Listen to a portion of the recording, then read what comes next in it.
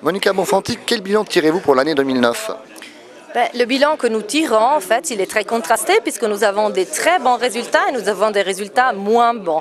Je dirais que le résultat qui nous réjouit tout particulièrement, c'est la diminution de l'ordre de 2% de toutes les infractions qui sont dirigées contre la vie et l'intégrité corporelle et qui sont assorties aussi d'un haut taux d'élucidation.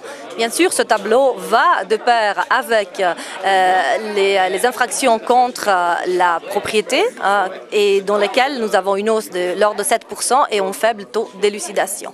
Mais il y a également quelque chose d'autre à mettre en évidence, c'est quand même l'augmentation des réquisitions qui arrivent à la police, donc plus d'engagement. Nous avons une hausse de 17%, donc c'est vraiment un chiffre qui est quand même pas mal important pour nous.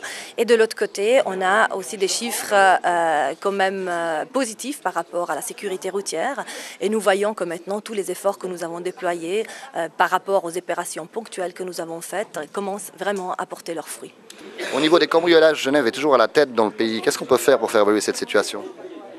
Maintenant, nous avons vu qu'avec les enquêtes traditionnelles, nous arrivons à très peu de résultats, voire pas du tout de résultats. Donc, il faut axer sur toutes les démarches de police technique et scientifique, ce que nous sommes en train de faire, ce que nous faisons depuis de nombreuses années.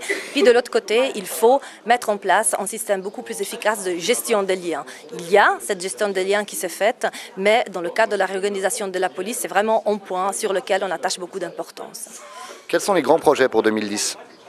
Nous avons déjà l'opération Figaro qui va se déployer à l'intérieur, donc au centre-ville de Genève et qui est une opération de sécurité publique vraiment ciblée sur le site des Paquis, aux alentours de la gare de Cornavin ainsi que sur le secteur des eaux vives.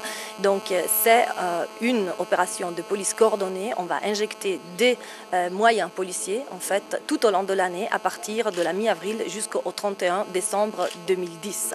Ce qui nous permet par le déploiement d'effectifs en uniforme, de diminuer le sentiment d'insécurité des personnes et également d'augmenter le taux de résolution de certains crimes par la présence des effectifs de police judiciaire. En termes de recrutement, comme vous manquez toujours de monde, il ne serait pas logique d'ouvrir aux permis-C la possibilité d'être gendarme, voire d'augmenter l'âge où on peut postuler? Alors, écoutez, nous, c'est clair que c'est une réflexion que nous avons faite. Maintenant, c'est vraiment une réflexion d'ordre politique.